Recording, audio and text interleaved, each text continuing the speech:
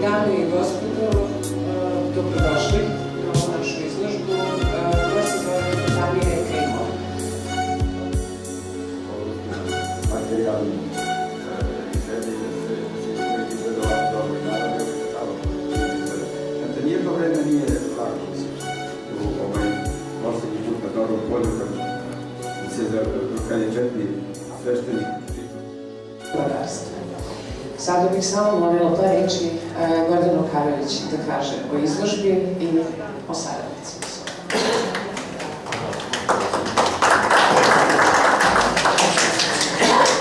Uvaženi ministre, poštovane dame i gospodo, dragi prijatelji, ja mislim da sam skoro sve u stvari u izložbi rekla na samoj izložbi. Ja se nadam da ćete uživati i kroz ove eksponate saznati puno nečega, onih zanimljivosti koje do sada možda niste znali.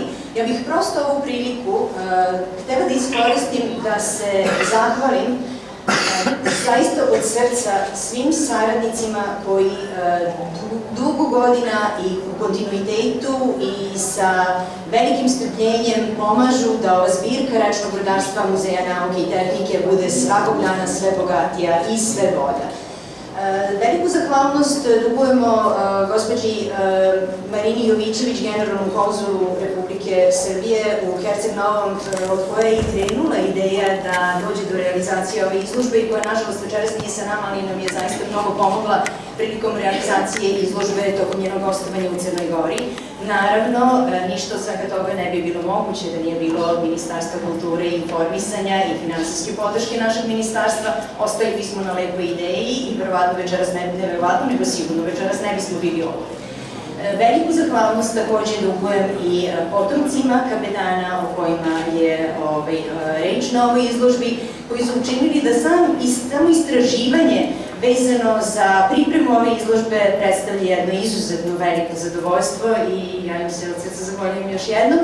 I eto, prosto treba pomenuti da konzervaciju je radilo više saradnika, ali najveći broj predmeta koji ovako izgledaju kako izgledaju duguju svoju zahvalnost gospođi Ružici Vasić, savetniku Republičkog zavoda za zaštitu spomenika kulture i gospodinu Zoranu Leviću, kustosu, konzervatoru Muzeja nauke i tehnike.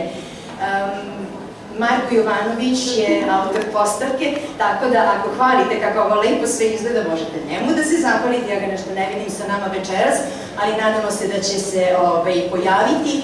I tehnička podrška nam je bila gospodin Mihajlo Tanacković, je zaslužan za web sajt ove izložbe i za gomilu podataka koje imamo ovde, koje sam ja prikupila, ali on omogućio da možete u elektronskom formatu da vidite.